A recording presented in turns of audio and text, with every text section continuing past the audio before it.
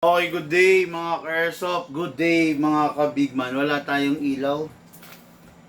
Madilim ang ilaw ko Nasaan eh? Okay mga ka-airsoft. Review and unbox tayo ngayon, no? Review and unbox tayo ng mga unit ng ating mga ka-airsoft, no? Mga ka-airsoft from different province. Mga ka-airsoft na nagbabalak magsimula or sa kasalukuyan ay naglalaro na ng airsoft na ngayon ay nangangarap magkaroon ng airsoft na quality, na maganda, na maayos, na pwedeng gamitin nila sa araw-araw, no? Hello sa total of 1 million subscriber ng Big Man Hobby Shop. Sabayan po tayo napapanood ngayon sa aming 10 different pages at sa aming YouTube channel. Okay mga ka-airsoft, biyahing south po tayo, no? Biyahing south po tayo sa Wednesday, August 14, okay, no? Pupunta tayo diyan sa lugar ng Lipa, Batangas, Cuenca, Batangas, at saka San Pascual, Batangas, and Batangas City. Okay. Kita-kita tayo kung grabe, inulan tayo ng Batangas ngayon, ha? Kita-kita po tayo diyan yung mga gustong magpasabay ng unit, no? May dala ako mga 50 pirasong pistol at saka dadagdagan ko yung rifle kasi mamimili yung ating ka-airsoft, no? Magdadala tayo ng mga rifle, pistol na pwede nyo pagpilian on the spot, okay?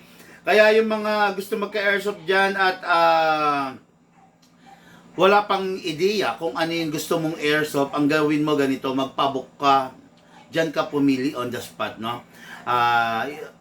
Diyan nakilala, sa totoo lang, ang Big Man Hobby Shop, no?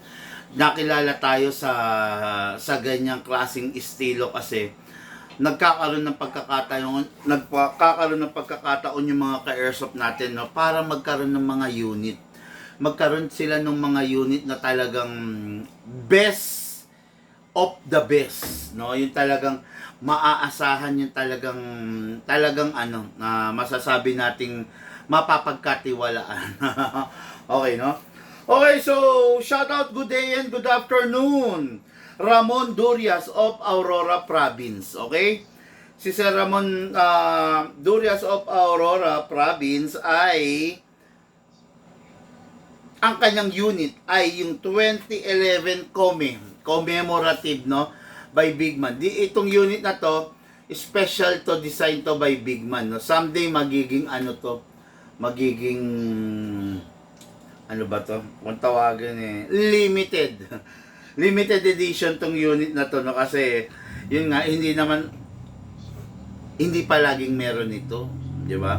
Minsan lang lalabas to. Talagang sinadya to para sa Big Man, no? Okay then, next unit, unit ng ating ka-airsoft, Mark Anthony Borja of Quezon Province. Ang unit niya is yung unit ni Coco Martin. Ito yung unit na ginamit ni Coco Martin nung season 1 ng Batang Quiapo, Lucas, di ba?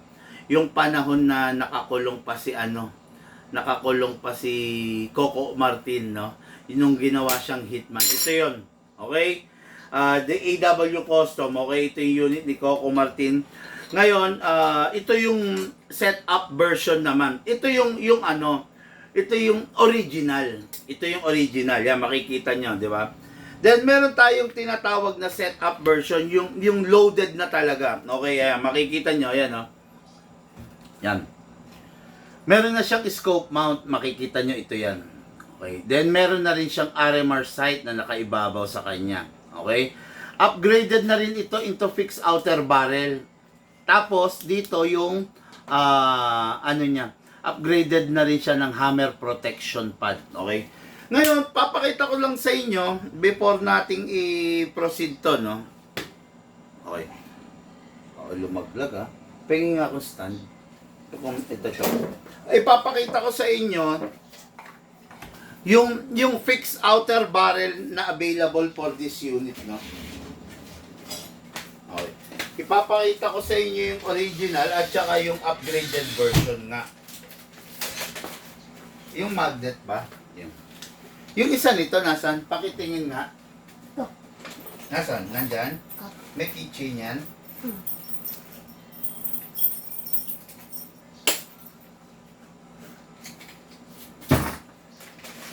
Saan? Yan, okay. Ipapakita ko sa inyo yung fixed outer barrel na para dito sa unit na to. Ito yan, no? Pure brass. Ito, pure stainless steel, no? Ito, ngayon itong makikita nyo, ito yung original, ito lang yung ano, yung hindi naka-fix outer barrel na outer barrel. Ito, no? Ngayon, para magkaalaman tayo, may nagtatanong kasi, timbangin. Nasaan na yung timbangan natin, Lucas? Timbangin natin para makita natin yung kung gaano yung difference nung bigat, no? Nung bigat. Okay. Nung bigat nung dalawa.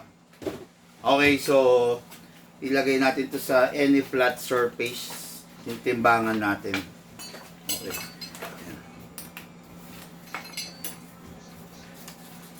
Okay. So timbangin natin to mga ka-airsoft, no? Ayan. Yan, 64 grams lang siya. Okay? 64 grams lang. So, wala pang 100 grams. Ito yung original lang, no? Ngayon, tignan natin yung stainless steel. Ito yon. Yung stainless steel is 169 grams. Ang bigat, di ba? Yung brass, 185 grams. Oh. San ka pa, di ba? Napakabigat nito, napakatindi. Ibig sabihin, napakatibay nito. Ganon din tong stainless steel. Ngayon, ito, yung original, grabe, super gaang lang, oh, 69 kanina, ngayon 64 na lang. 64 grams lang. So, ito yung original, no? Itong original na to, kumbaga, oo, gagana siya sa mga unang let's say sa mga unang buwan, no? Pero dumarating sa punto talaga na itong alloy na fixed na outer barrel is possible din naman talagang masira. Possible masira, possible siyang due to wear and tear, possible mag-crack, mabitak, okay? Pero itong fixed outer barrel natin na brass, na all brass, at saka itong stainless, imposibleng mangyari yon. Never mangyayari na mababasag to. Never talaga, promise, no? Sa tibay at sa tindi nitong itong mga brass na to, ayun, no? Pag kinatok sila, ano ba ito?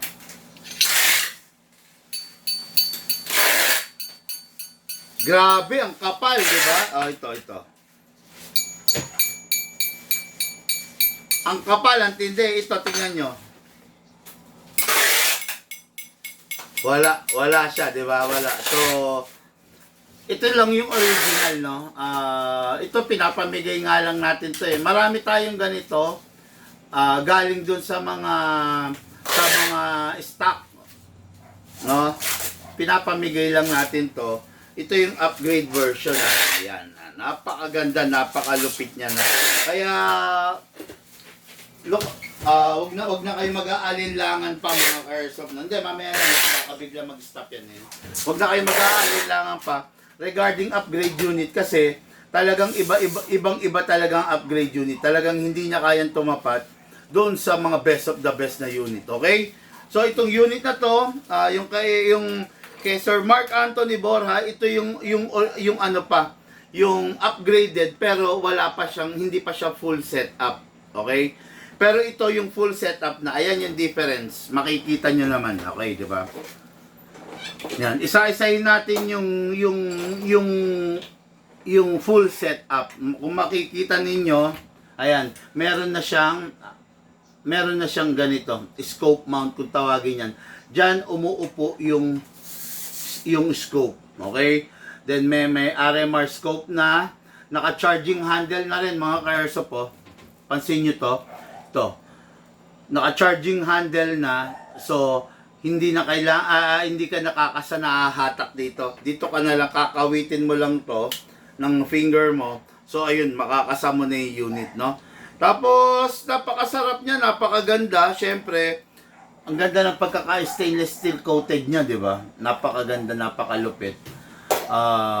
FPS, malaki ba? Yes, malaki FPS nito, mataas FPS nito. Kasi unang-una, 6.0 siya. Hindi siya tulad ng mga 5.1 lang na length. Ito 5.1 kasi ito eh. O, ayan o. Yan ang difference niya o. Malayo, di ba? 6.0 versus the 5.1 to, no? Okay, so yan ang mga ide-demo, yung test fire natin ngayong araw na to. Hindi kasama to inano ko lang, isinample ko lang para syempre makita ninyo, di ba? Pero yun nga, tulad ng sabi ko, hindi po siya kasama. Ano yan? Naka-separate yan, no? Ilan pa ba scope mount natin? Meron pa tayong di ba? Noon, hindi pa tayo nakuha. Oh. Yung pinabalik na scope mount. Ay, oo. Tatlo yun, di ba? Ayun, no? So, ayun, okay, mga ka-airsoft, Yun nga, tulad nga ng sabi ko, Hello! Sabi ni, ayun, good day, Alan Villaris. Okay, no?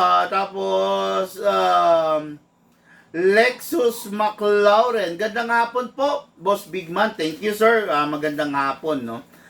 Sana magkaroon ako niyan, boss. Birthday ko, wish ko lang po. Punk de la Cruz. Magkakaroon ka, sir, kung bibili ka. No? Magkakaroon ka kung mag-iipon ka, magkakaroon ka kung paglalaanan mo. Hindi ka magkakaroon kahit birthday mo kung magwi-wish ka. No?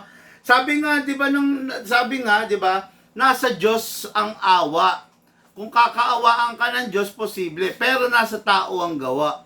Para kaawaan ka ng Diyos, kailangan gumagawa ka. Kung hindi ka naman gumagawa, hindi naman nakikita ng Panginoon na nag-iipon ka, na naglalaan ka, or talagang pangarap mo yon, hindi ka naman mabibigyan, di ba? Hindi ka bibigyan ng Panginoon, hindi ka niya kakaawaan.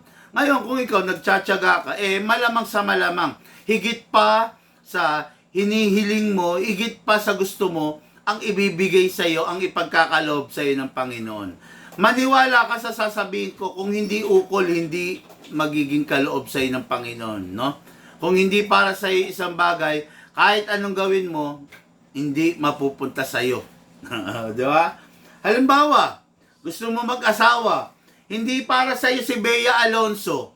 Kahit anong gawin mo, hindi mapupunta sa iyo si Bea Alonso. Di ba? Gusto mo magka-girlfriend, kung hindi para sa iyo si Ivana Alawi, kahit magpakamatay ka dyan, magbigti ka dyan, hindi mapupunta sa iyo si Ivana Alawi. Okay? Yon. Ano lang yan, diretsong sagot yan para sa isang ka-airsoft na nangangailangan ng matuwid at saka diretsong kasagutan. Okay? Good day, boss. Watching from Tondo, Manila. Serame Herald. Hello, sir. Serame ba? Serame? Serame Gerald. Hello, sir. No? Okay? So, start na natin to. Okay. This is the Bigman commemorative. Okay. What is good and special about this unit? Upgraded na siya, mga ka-airsoft, no? Naka-hammer protection pad na, naka-fix outer barrel pa. Although, hindi pa siya naka-half-up rubber, syempre. Pero, masasabi natin pwede na, no?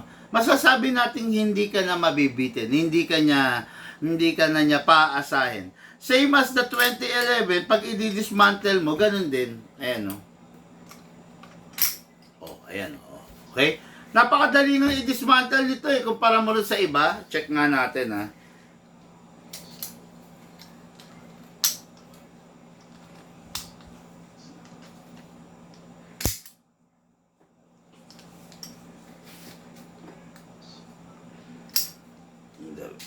Ayan, napakadaling niyang i-dismantle kumpara mo sa mga ibang unit. Ayan,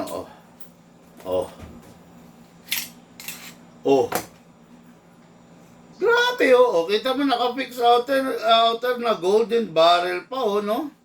Ganda, Yan yung unit natin mga ka-airsoft, oh. Meron tayo available nito na block na full block. Meron tayo available nito, kaya lang naunang naubos yun kesa dito sa golden, no?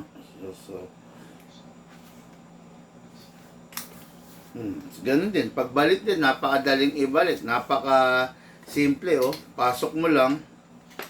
Oh. 'Di ba? Panalo-panalo ka rito sa totoo lang sa unit na 'to. Napakalupit niya, napakaganda. Oh. Baliktad ako. Kailangan lang sa pagdi-dismantle talagang hold your unit tight. Oh. Tapos na. Oh. Pasok mo.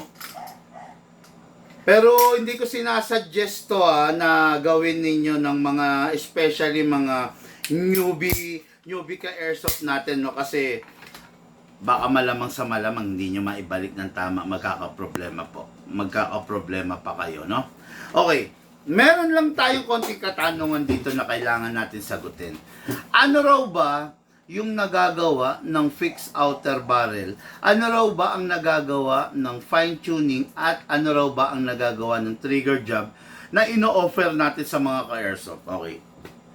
Mga ka-airsoft, pag naka-fixed outer barrel yung unit, stable na talaga. Bukod sa stable, napakabilis ng cycle. Hindi na siya teka-teka na pak. Hindi. Pak. Mabilis. Mabilis yung cycle. Mabilis yung respond ng trigger. No? So, isang factor yon para masabi natin na nasa competition grade na talaga yung isang unit. Pag naka-fix outer barrel na. Pero, hindi pa talaga naka-competition grade. Kung yun lang. Okay? Kailangan talaga, magkakarugtong kasi yan. Number 1, pag naka-fix outer barrel ka, accuracy, achieve mo na yun. Never ka nang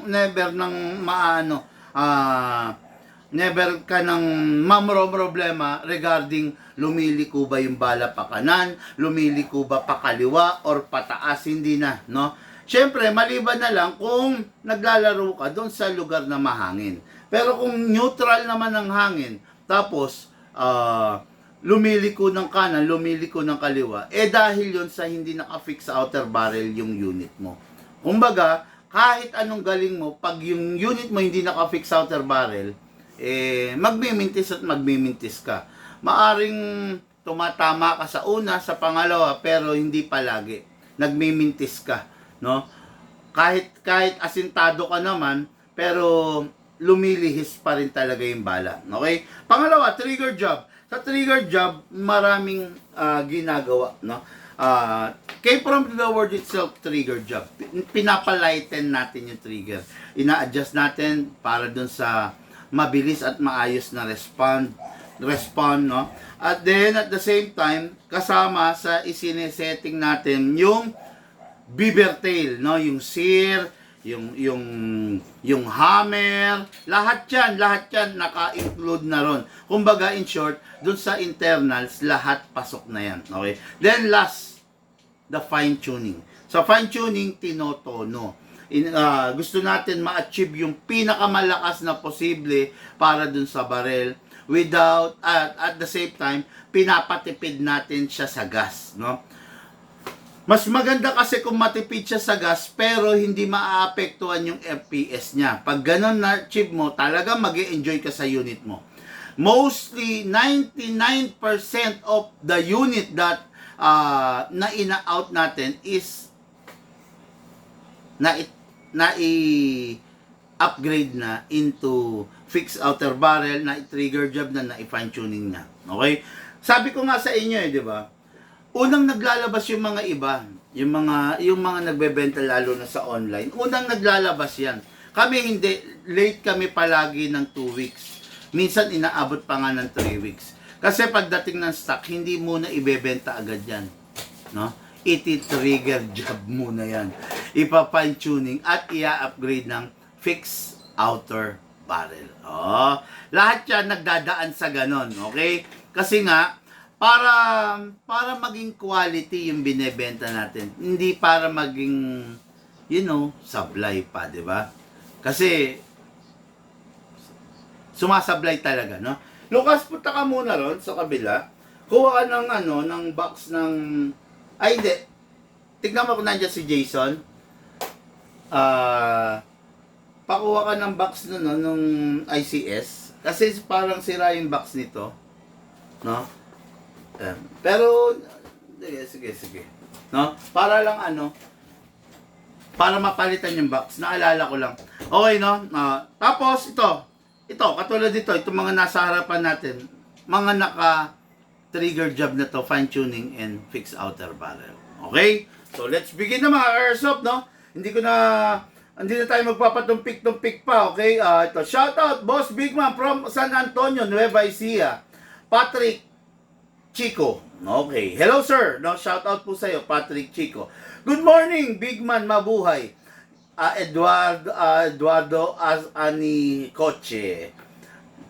Ano na po?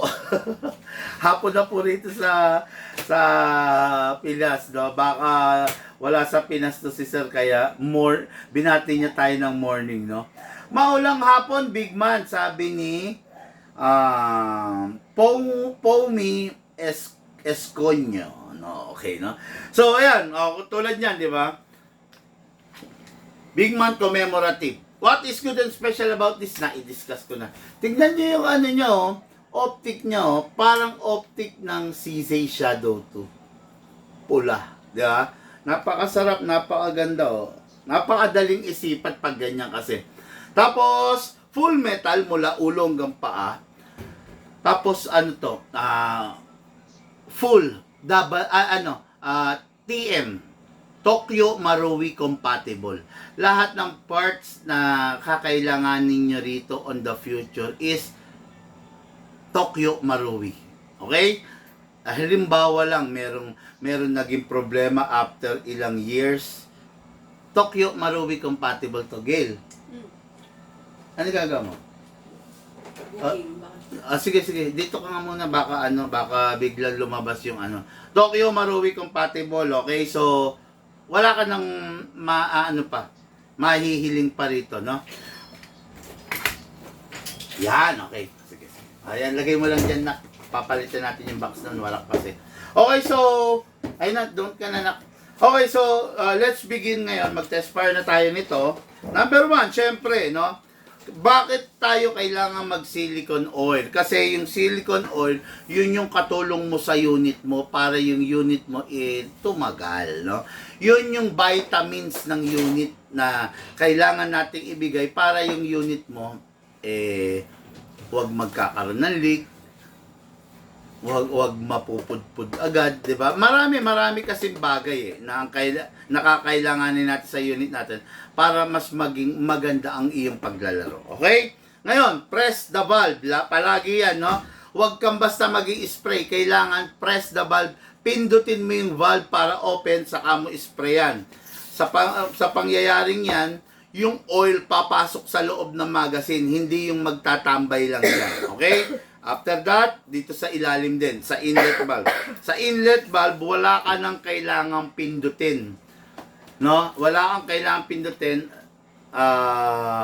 Hayaan mong sprayan mo na lang yan kasi pag pasok mo ng air, papasok na rin yung in-spray mo dyan. Okay? So, ayan. Ang tanong, everyday ba, big man, kailangan nating mag silicone oil? Hindi po everyday, no? Wag po tayo magsisilicone everyday or every laro. Kasi bakit? Masyadong manggigitata sa oil yung unit mo. Okay? Once in a while, sabihin na natin mga ka-airsoft, mga siguro every month or every 2 weeks, depende sa klase ng paglalaro mo. Kung medyo addict mode, talagang mas madami, di ba? Basta ang indikasyon, pag napansin mong tuyo na, saka ka lang mag-i-spray. Okay? Tapos, ang nilalagay rito is 12 kg gas only. Hindi siya pwede ng 14 kg. Pasok, isentro mo, then press down. 1, 2. Okay? Sabi ko nga sa inyo, Tokyo Marui compatible to. Para siya Tokyo Marui pag nilalagyan natin ng gas, maingay. Okay? Hatak pababa. Put your right thumb here, then lagyan natin ng bala. Okay, hindi ko na gano'ng pupunuin. Maximum rounds nitong ganitong unit is 27. Pero, lagi natin babawasan ng 5, 20 to 23 lang, okay na yon. Para hindi naman masyadong, alam mo na, yung spring mas stress dahil nakapipi. Okay? Pero, lagyan muna natin ng oil to, mga ka-airsoft, kasa ilak manually, then lagyan natin yung nozzle, lagyan natin yung slide stopper. Spray, then spray. Yun, okay? Then release, then rest. Pasok ang unit. Ay, pasok ang magazine. Video. Video. Ano na? Video. Okay na to, meron na to. Okay, pasok dito mamaya, ha? Pasok ang magazine kasa. Now, ready to fire. Firing.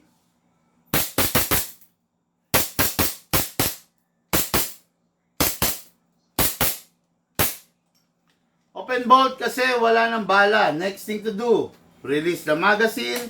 Then, syempre, release the slides. Then, rest the hammer by pressing that trigger. Unit ng ating ka-airsoft, Ramon Durias of Aurora Province. Ito na po yung unit mo, the Big Man commemorative. Okay, then, syempre, pagtapos ka na maglaro, make sure na wag mong itatambay yung magazine mo na merong bala. At, syempre, kailangan pasingawin yung natitirang hangin kung hindi na siya gagamitin sa loob ng 1 linggo, 2 linggo, 3, 4, 2 buwan, etc. Okay? Press lang to. Marami pang laman to. Fire pa natin. Diba? Nilagyan natin 2 seconds. Oh. Oh. Oh. Oh. Oh. Oh. Oh. Dami pa, diba? Kaya, yung unit, sulit na sulit kapag naka-trigger job, naka-fine tuning, no? Kasi ang tipid-tipid. Kita mo, ang dami pa nating na-fire, oh. Oh. Oh. Oh. Oh. Ayun, humina na. Diba? Yun. Kaya mga airsoft, huwag kayong magtiyaga doon sa mga putyo-putyo na unit. Mas masarap gumamit ng upgraded na unit, no? Kasi kayo rin ang makikinabang. Okay? Pag hindi na gagamitin, pasingawin. Okay, then ready for packing and for shipping. Unit ng ating ka-airsoft, Ramon Durias, Aurora Province. Okay, next unit natin. And for the main event, unit ng ating ka-airsoft, Mark Anthony Borja, okay, of Quezon Province. Ito yung upgraded pero not fully loaded unit ng Batang Quiapo. Ito yung fully loaded din. Oops. Yan, ito yung fully loaded, di ba? Then ito yung plain unit, no? Pero upgraded na siya, naka-fix outer barrel na rin siya, naka fine tuning, naka trigger job at naka hammer protection pad na. Oh, yan. Kumbaga, wala na rin problemahin. Kung hindi pa afford mag-set up ng ganito, okay lang. At least pumapalag na yung unit mo, di ba? Lagay natin ito silicone na cover ng scope para safety siya sa mga foreign element, no? So, set aside natin to, okay? So, dako tayo rito, okay? Tulad nga ng sabi ko sa inyo, naka-fix outer barrel na, ayan, no? Wala siyang kalog, di ba? Naka-trigger job na rin, naka-fine tuning. Trigger job, ibig sabihin, matipid din siya sa gas. Tapos, fine tuning, ayan, naka-set na yung trigger niya, malambot, no? Lahat, kumpleto na siya masasabi, no? Okay, naka-bomber sight pa, oh. Sarap niya, no? Grabe, no? Napakaganda niya, no? So, let's begin. Ayan yung magazine niyan. Dito tayo sa magazine ito, okay? So, magazine niya, mapapansin ninyo. Stainless steel din, di ba? Coated stainless steel, no? So, maglagay tayo ng silicone oil. Huwag natin papabayaan lagi ang oil kasi ito yung importante. Okay, then dito rin sa baba. Okay. Sa unit, syempre, kasa, ilak manually. Mga ka-airsoft, no? Ano lang to ha? 12 kg lang ang gagamitin dito. Huwag natin siyang gagamitan ng 14 kg kasi kahit stainless steel ang barrel natin, yung ibang parts niya is alloy zinc lang naman, 'di ba? So pag ang nangyari, pag nabasag yung alloy zinc, patay na tayo, no? Hindi siya full metal siya ha. Nasa na yung magnet? Full metal siya mga ka-airsoft pero hindi siya full steel. Pero full metal siya, no? Pero hindi siya bakal, no? Ayun, yun, yung bomber sight, yan bakal. Pero yung hammer niya hindi. Ibig sabihin, yung laman loob niya, merong steel parts, merong hindi steel, okay? So, lagyan na natin ng 12 kg. 12 kg lang ang gas, ha? Huwag kayo magpo-14 basta. 1, 2. Okay. Laguna? Okay. Sino? Pila. Iba pa yung sa Liliw. Meron kasing magpapaano rin ng Liliw. Pila Laguna. Sige, shoutout mo. Si Sir Enrico Caban of Pila Laguna. Shoutout po Sir Enrico Caban of Pila Laguna. Anong kukunin? Pistol. May target? Pipili. Okay. Sir, good choice yung ginawa mo. Nagpabook ka. Shout out, no? Sino? Mga Sige, sa next slide ko na pag nakompleto na. Good choice yun kasi marami akong dalang unit eh. Pili ka on the spot, di ba? Lahat yung dala ko, pwede kong ilatag, pwede kong ilapag sa'yo, pwede kong ihain sa'yo. Tapos, kung ano yung magugustuhan mo, ganito kasi mga ka-airsoft, no? Yung tamang pagpili sa baril, hindi ko mo gwapo to, hindi ko mo loaded siya, mag-enjoy ka na. Hindi ganun yun. No? Number 1, ang pagpili ng baril, kailangan masarap. Masarap yung handling. Kailangan hindi ka nahihirapan, hindi ka nabibigatan, although mabigat talaga ha. Ibig ko sabihin, kayang i-accommodate ng braso mo. No? Hindi ka mangangalay. At saka, isa pa, komportable ka sa pagputok.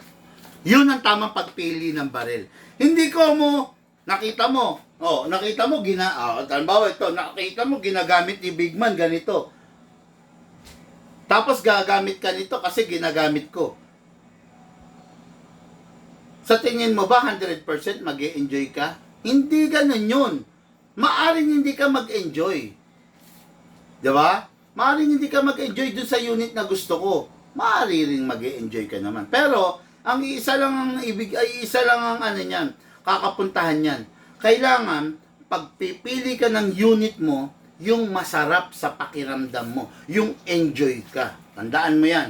Wag kang pipili ng nagbase ka dun sa dahil gamit ni Big Man.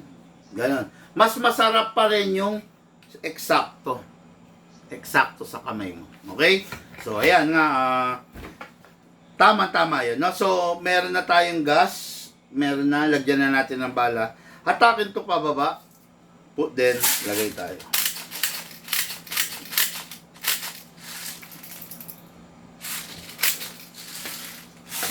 Okay. Ngayon, lagyan natin to ng, nilagyan ko na ba to ng oil? Meron na. Okay, so, video, punas. Kapunas yan. Okay. Okay mga ka-airsoft, this is the Coco Martin edition by the AW Custom. Pasok. Kasa. Firing.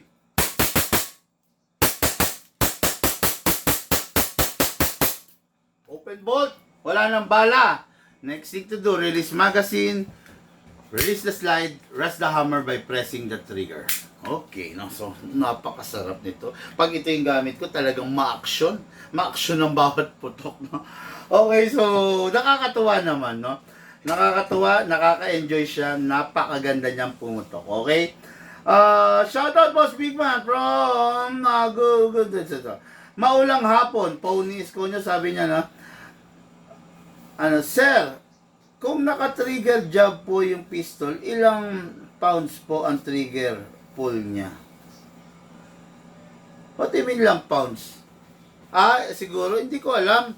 Masyado ng technical yon, Alan Villaris, para timbangin pa natin, masyado ng ano yon, masyado ng, ano lang tayo, relax lang, no? Wag masyadong komplikado. Kasi, para sukatin pa natin kung ilang pounds ang kailangan nating i-exert bago siya ma-press, masyado naman na yon, 'di ba? masyado ng komplikado yon.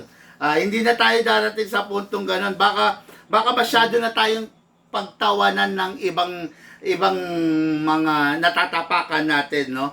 Baka sabihin pati pounds kino-compute natin yung ibig kasi sabihin ni Alan Villaris, ilang pounds ang kailangang i-exert mo para ma-pull mo yung trigger, no?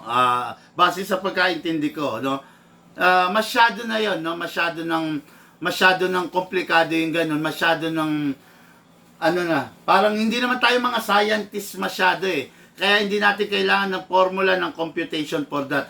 Para mo sinabing ilang kilo or ilang pounds yung bite force ng panga natin, 'di ba? Hindi na natin kailangan alamin 'yon. Kung kakain ka ng kare-kare, kakain ka ng kare-kare or dinakdakan, kailangan ba sasabihin mo ilang pounds ng bite force ang kailangan ko para manguya ko yung dinakdakan? Di ba? Pangit naman kung sa tuwing kakain tayo, kakain ka ng chicharon, kailangan mo ng 500 pound bite force para makain mo yan. Pangit yun. Basta kain tayo. Kainin na natin. Huwag na masyadong komplikado. No? Masyadong komplikado eh. Magpa-pounds pa tayo, mahirap yon. Kakain ka ng brownies, kailangan ko ng ano rito, 20 pound na bite force para manguya ko yung brownies.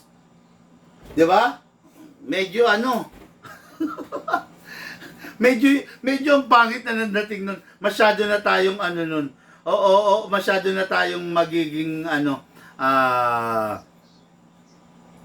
para tayong lagi kailangan natin ng formula, magiging weirdo, no? Magiging weirdo. Basta gusto mong kumain, kain ka. Ganun lang. Hindi na kailangan magko-compute pa tayo ng bite force pounds. Gusto mong pumutok ka. Hindi na kailangan, pare, kailangan mo ng 50 pound bite force ng pull para ma-pull mo yung trigger, ha. I-apply mo 50 pounds. Ang pangit nun. Di ba? Ang pangit. Lucas! Kailangan, hindi pa naka-trigger job dyan. Kailangan mo ng 100 pound na pagpiga dyan. Pangit. Basta ang gagawin mo, pasok mo yung magazine, kasa mo, fire mo. Tapos, kung sa tuwing magpa-fire tayo, magko-compute tayo ng bite ng pounds, kung ilang pounds ang sus. Siguro hindi na ako nag-airsoft kung ganun. Kung kailangan mo ng pounds. Huwag natin gawing komplikado yung mga bagay, no? Huwag natin gawing komplikado. Sasakay ka sa motor. Pare, kailangan mo ng stopping power dyan. 25 pounds. Di ba? Putya, hindi na lang ako magmumotor. Magko-commute na lang ako. Di ba? Kasi, kailangan ko ng pounds. Magko-commute na lang ako. kesa ganon, no? Okay, no? So, wag natin gawing komplikado yung mga bagay-bagay. Make it simple, di ba? Make it simple. Ginagawa ko ng maayos yung unit na how do you call this, na hand over sa inyo.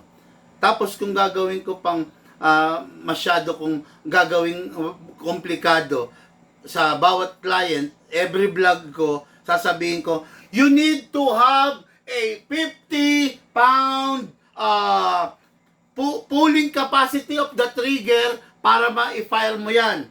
Sa tingin nyo ba, putya, baka sabihin ng mga customer, tanginan tong big man na to kung ano-ano naiisip.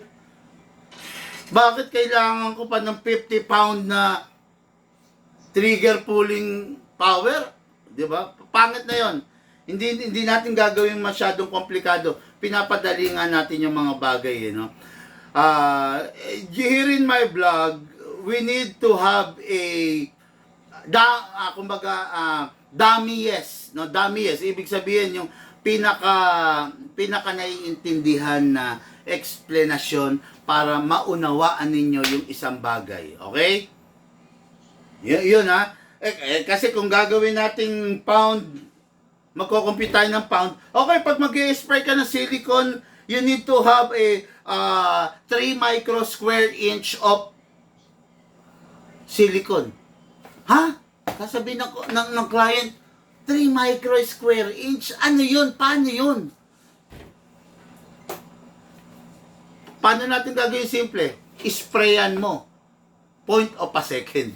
Tapos, point of a second. Pag sinabi, point of a second, ganun lang. Tapos, pero hindi na natin kailangan i-sprayan nyo ng 3 micro inch of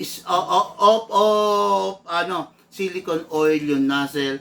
2 micro inch of silicone oil ang output. Ay, shit! Pag ganon, wala nang mag-airsoft. Okay? Yun lang muna mga airsoft. Mamaya, live po ulit tayo, no? Meron pang isang pahabol yung naiwan natin kahapon na unit. Okay? Lahat po tayo nagmula sa iba't ibang larangan. Pinagbuklod, pinag-isa. Nang iisang libangan. Ito po ang paglalaro ng airsoft. Hatid po sa inyo na inyong lingkod, Big Man. Thank you po.